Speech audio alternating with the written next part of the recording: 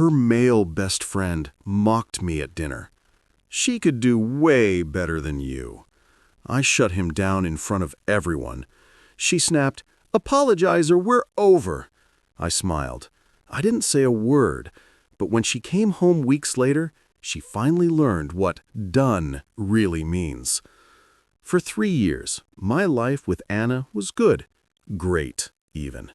I'm a lawyer, so my day job is basically wading through the worst parts of human nature. Coming home to her was like taking a breath of fresh air. She was a paralegal, smart as a whip, and had this fire in her and go to law school and make a name for herself. I loved that about her. We were a team, building a life in a house I'd spent years restoring. It felt solid, real. I wasn't just paying bills for a girlfriend, I was investing in the woman I was going to marry.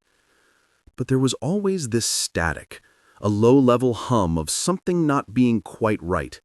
And that static had a name, Leo. Leo was her best friend from college. He was a graphic designer, one of those guys who calls himself an artist and acts like working a 9-to-5 is a fate worse than death. Meanwhile, he was designing menus for taco joints to barely make his rent. To hear Anna tell it, he was her ride or die, her platonic soulmate, the guy who protected her. To me, he was a leech with a superiority complex, and he had made it his life's mission to undermine our relationship. He was a pro at it, I'll give him that. He never did anything you could call him out on directly. It was all subtle digs, little poison darts disguised as compliments. Her ex-boyfriend Alex, a musician who'd broken her heart, was his favorite topic. If I took Anna on a nice vacation to Mexico, Leo would find a way to bring up some spontaneous camping trip he and Anna took once. "Remember that, Anna?" he'd say, all wistful. You can't plan moments like that. You just have to be with someone who gets your free spirit. The message was always the same. I was the boring, safe choice, and he was the gatekeeper to the exciting life she was leaving behind. And Anna? She ate it up with a spoon. She was completely snowed by his protective friend act. Anytime I'd even hint that he was out of line, she'd get defensive. "He's just being Leo. He was there for me when Alex shattered my heart. He's just worried about me. He's family, Jack." I'm a patient guy. You have to be in my line of work. You don't jump on the first piece of evidence. You wait. You let the other side talk. You let them build their own case against themselves. And you wait for them to hand you the rope. I waited for Leo to hand me the rope.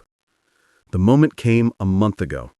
I just won the biggest case of my career. 6 months of my life gone. Countless sleepless nights. Weekends spent buried in paperwork. But we won. And it was a huge deal for my firm and for me. To celebrate, I threw a dinner party. My closest friends, the ones who'd barely seen me for half a year, were all there. And because I was still trying to be the good guy, I told Anna to invite her friends, which of course meant Leo was coming. The night was perfect. The house was full of good people, the expensive wine I'd been saving was open, and I was actually relaxing for the first time in what felt like forever. Leo, naturally, was soaking up the free booze and acting like he co-owned the place. He got a few drinks in him and decided it was time for a performance. He started on some long, boring tangent about an art exhibit, which was really just an excuse to talk about the difference between creators and suits. "It's just a different way of seeing the world," he said, looking right at me. "Some of us are driven by passion, by art. Others are more practical." He took a long, slow sip of my wine.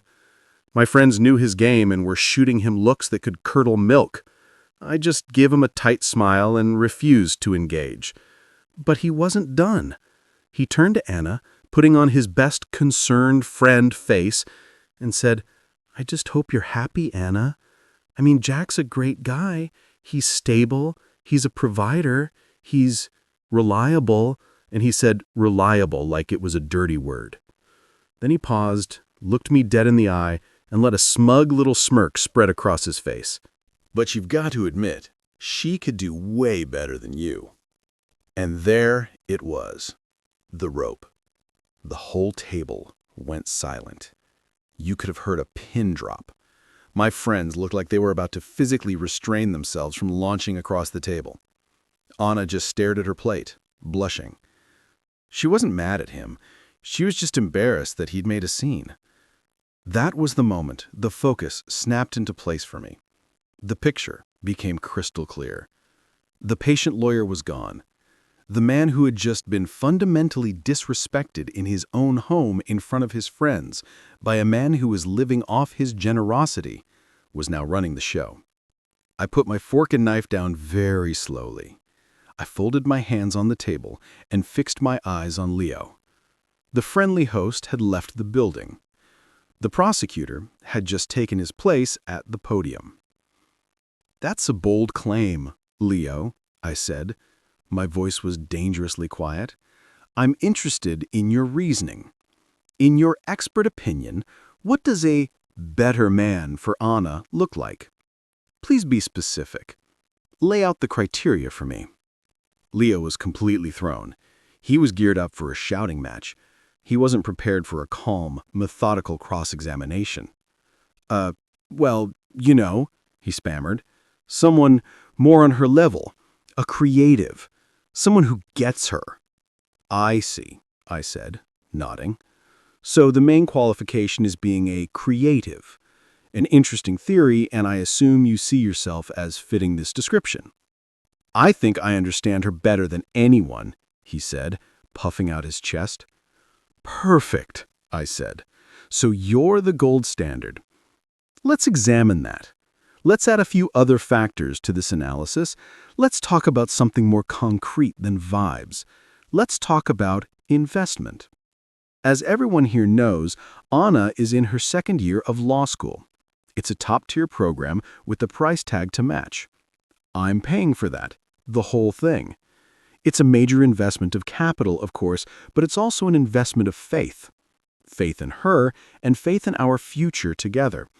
So my question for you, Leo, as the self-appointed gold standard of what's better for Anna, is this.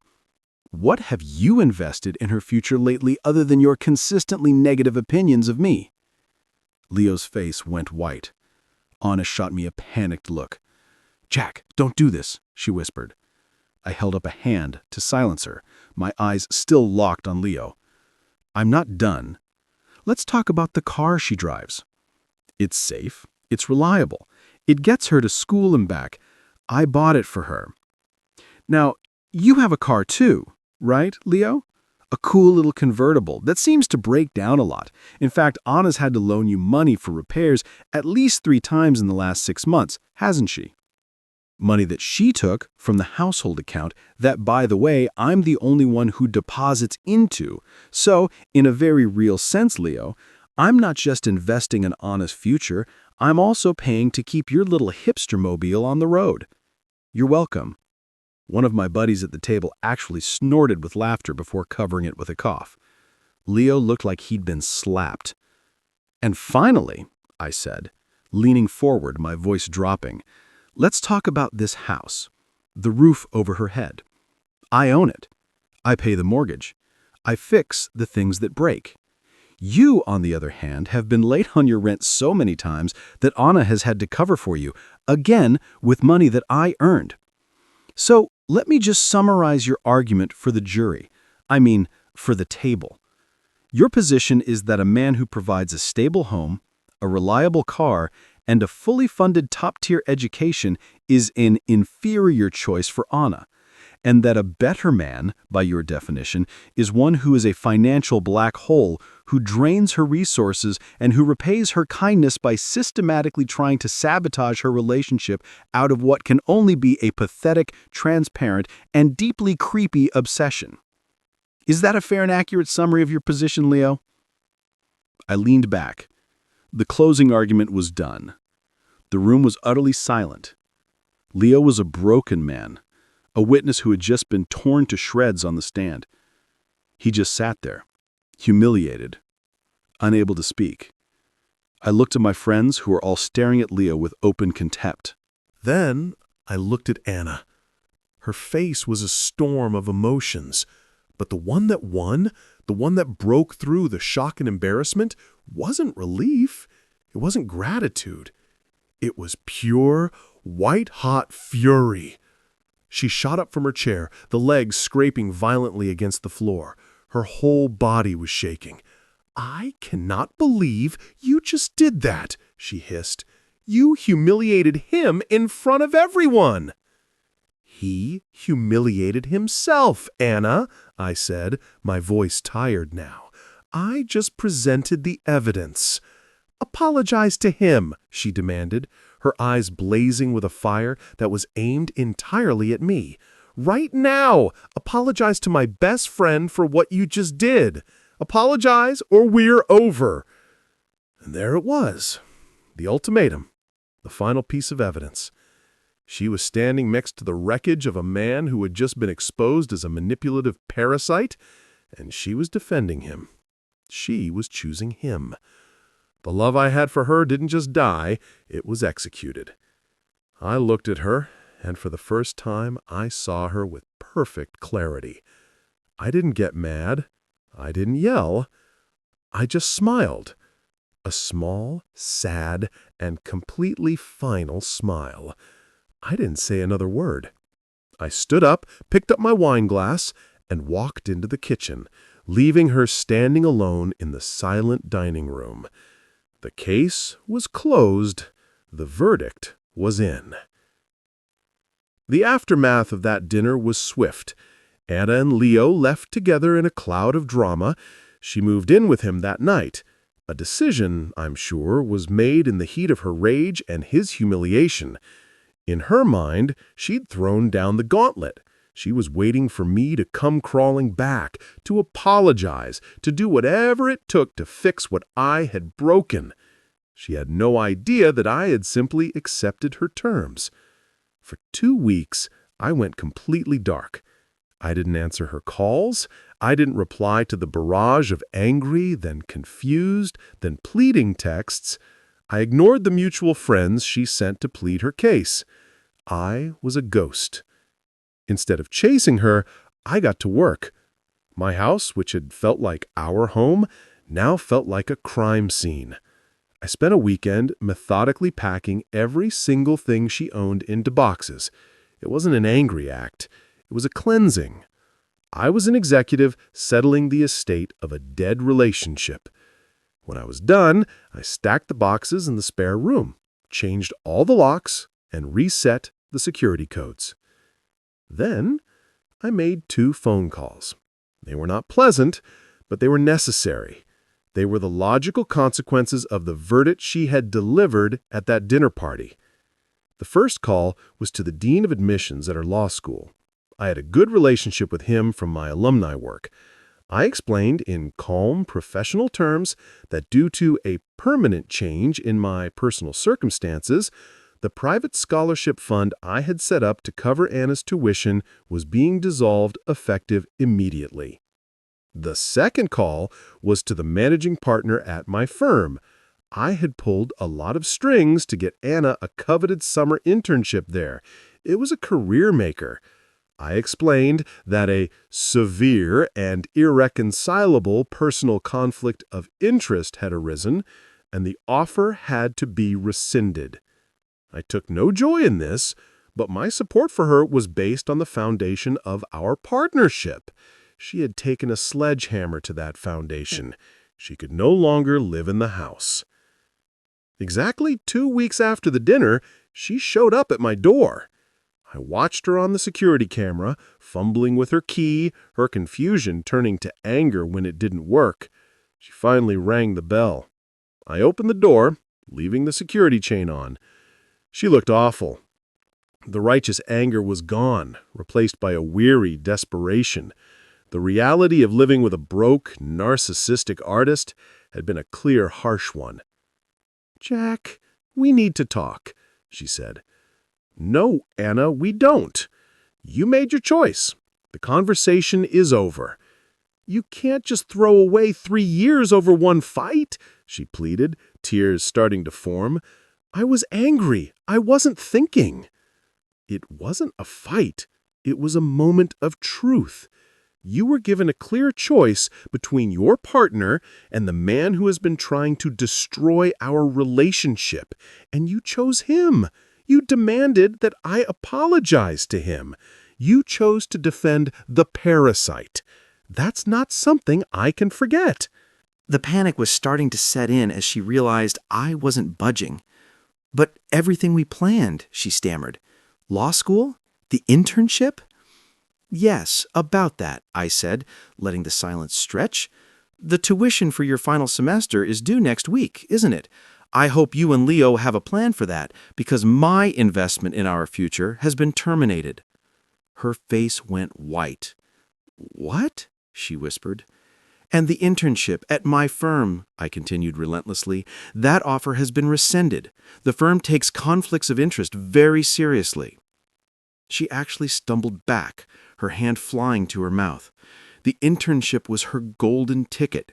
The future she had been so sure of was evaporating before her eyes. "You can't do that," she whispered, her voice breaking. "Jack, please, you can't." "I already have," I said. "Actions have consequences. You gave me an ultimatum. Apologize or we're over. I chose over. Now you get to live with the consequences. Go ask Leo for help, the man who is so much better than me. I'm sure his creative genius includes a plan to pay for your $50,000 tuition and replace the career you just lost." I closed the door on her tear-streaked face. I didn't feel happy. I didn't feel sad. I just felt quiet. The trial was over. The aftermath was predictable. Anna's life fell apart. She had to drop out of law school just months from graduating. The dream was dead. She and Leo are apparently still living together in his tiny apartment. I've heard from friends that it's a special kind of hell. She's consumed by resentment for what he cost her, and he's stuck with a woman who is a constant, bitter reminder of his own inadequacy. He got the girl, but he got a broken version of her that he can't afford to fix. I didn't do this for revenge. I did it for myself. A relationship is a contract, and she violated the most fundamental clause, loyalty.